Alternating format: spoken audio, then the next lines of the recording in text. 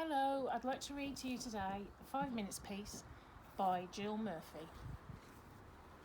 The children were having breakfast. This was not a pleasant sight. Mrs. Lodge took a tray from the cupboard. She set it with a teapot, a milk jug, her favourite cup and saucer, a plate of marmalade toast and a leftover cake from yesterday.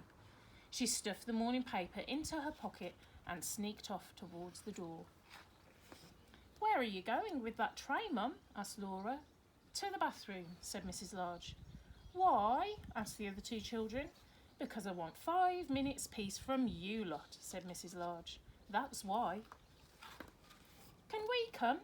asked Lester as they trailed up the stairs behind her. "No," said Mrs. Lodge, "you can't." "What shall we do then?" asked Laura. "You can play," said Mrs. Lodge, "downstairs, by yourselves, and keep an eye on that baby." "I'm not a baby," muttered the little one. Mrs. Lodge ran a deep hot bath. She emptied half a bottle of bath foam into the water, plonked on her bath hat and got in. She poured herself a cup of tea and lay back with her eyes closed. It was heaven. "Can I play you my tune?" asked Lester. Mrs. Lodge opened one eye. "Must you?" she asked.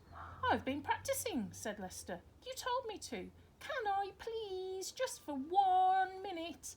"Go on then," sighed Mrs. Lodge. So Lester played. He played Twinkle, Twinkle, Little Star 3.5 times. In came Laura. "Can I read you a page from my reading book?" she asked. "No, Laura," said Mrs. Lodge. "Go on, all of you, off downstairs." "You let Lester play his tune," said Laura. "I heard. You like him better than me. It's not fair." "Oh, don't be silly, Laura," said Mrs. Lodge.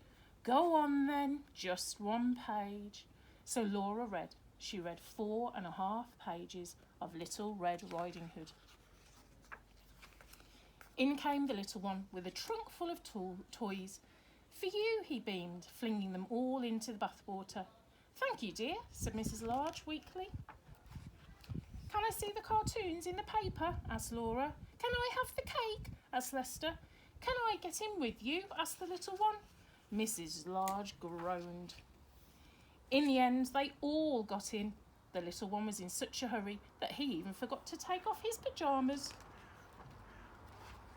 Mrs. Lodge got out. She dried herself, putting on her dressing gown, and headed for the door. "Where are you going now, Mum?" asked Laura. "To the kitchen," said Mrs. Lodge. "Why?" asked Lester. "Because I want 5 minutes peace from you lot," said Mrs. Lodge. "That's why." And off she went downstairs, where she had 3 minutes and 45 seconds of peace before they all came to join her.